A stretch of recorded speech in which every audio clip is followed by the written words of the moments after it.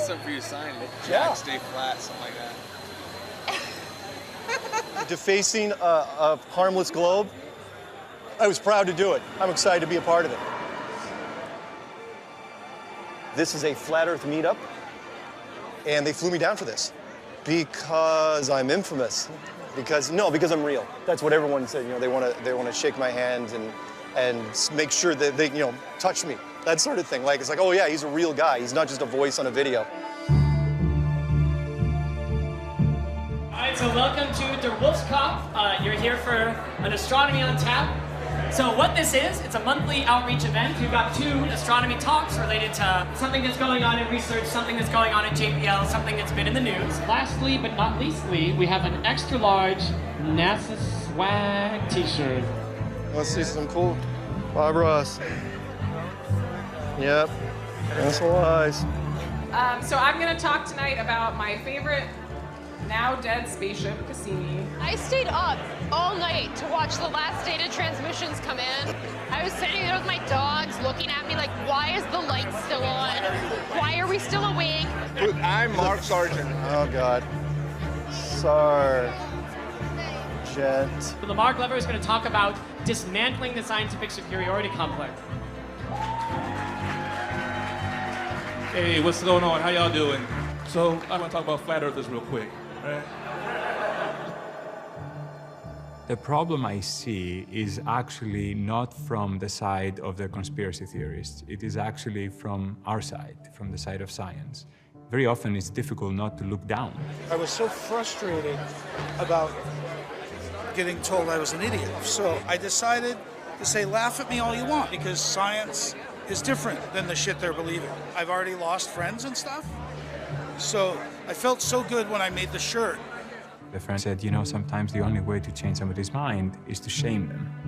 And I say, I don't think that is the last resort ever. This is the same as saying that if a kid doesn't get a particular subject, it's not your fault as their teacher, it is their fault. I do not believe that.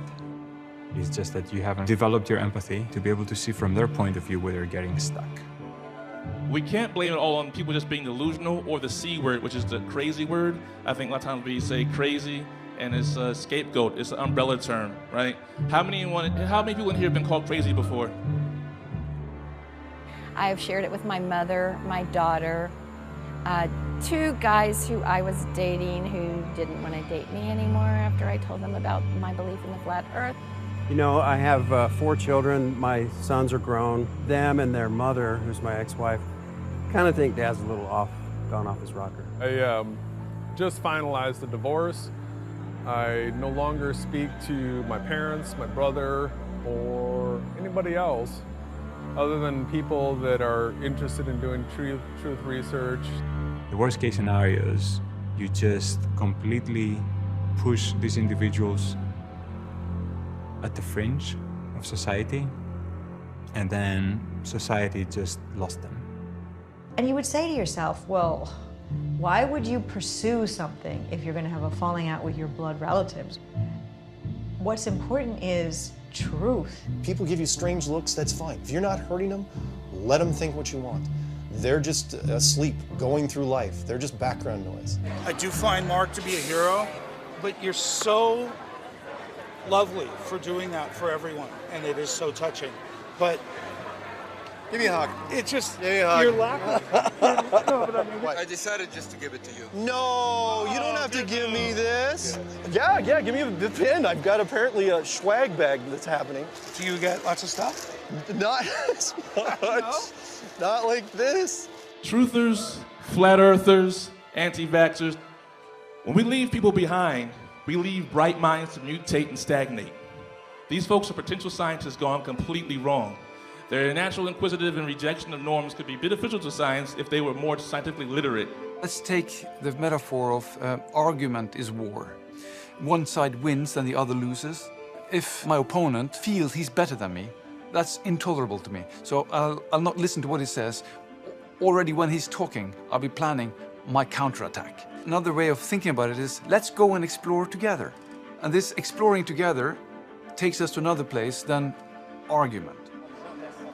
So every flat earther shouldn't be held with the contempt, but serve as a reminder of a scientist that could have been. someone that fell through the cracks. And we as ambassadors of science are called upon to do more, right?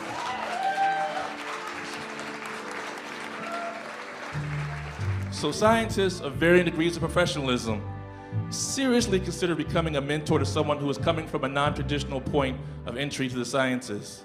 If you're not willing to engage with them, you can't expect them to change. You just hope that they will meet you even halfway, but often when you push them to the corner, it takes a lot of effort for them to even move one step towards you.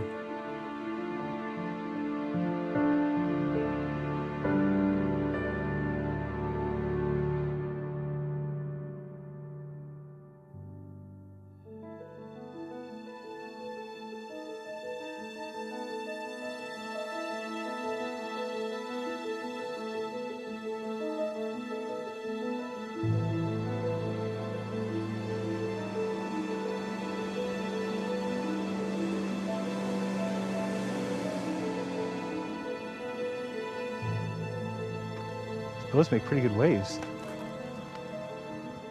Jaron. Nice to meet you, man. Nice to meet you. Your name? Bob. Could use your help too. We're gonna maybe have you guys do the middle station. We have these panels. We're gonna try the panels instead of, I think, the posts.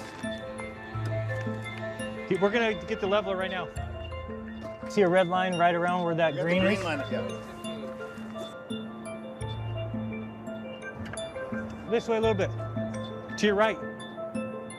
Press it once to turn on, then double press it. Yeah, hold on. Keep it right there. Let's say this is the light that you see. You just mark where you are, what it is. So it might be that big, you're saying?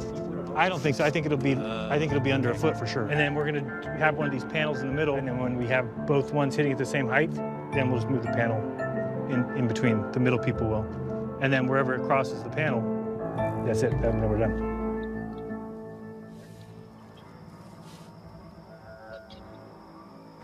Okay, where's the... We're ready.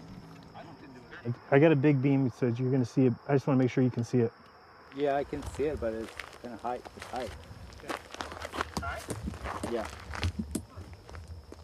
There? Or go up a little bit.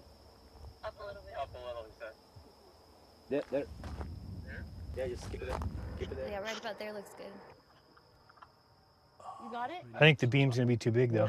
We want you to narrow The beam. the beam. Okay. If it's too big for us, it's going to be way too big for them. Absolutely. Okay. Tell me if the beam gets smaller right now.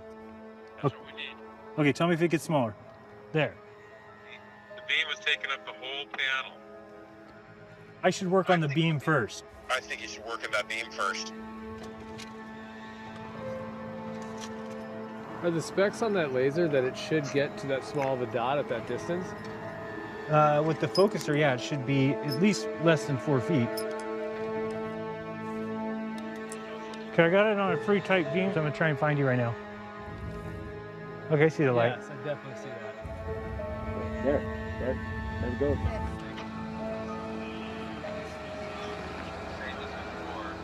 Same size?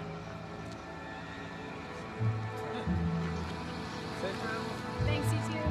People they're all leaving. So. Yeah, that's okay. I don't mind. But we should leave. You too. Takes 2 hours. I know, but I'm not gonna just... You have to figure out that laser. Yeah, I know. Bob, I'm gonna shoot it, and if you don't see it any smaller, then we're gonna have to reassess this. Is it a smaller beam? No, it's not a smaller beam. Yeah, it's the same.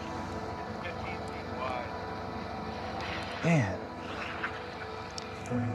I don't know what to do. Not today. You'll come back? We have to, yeah. And you just gotta figure out the way to make it work. Well, a sellout crowd is expected in North Carolina this weekend for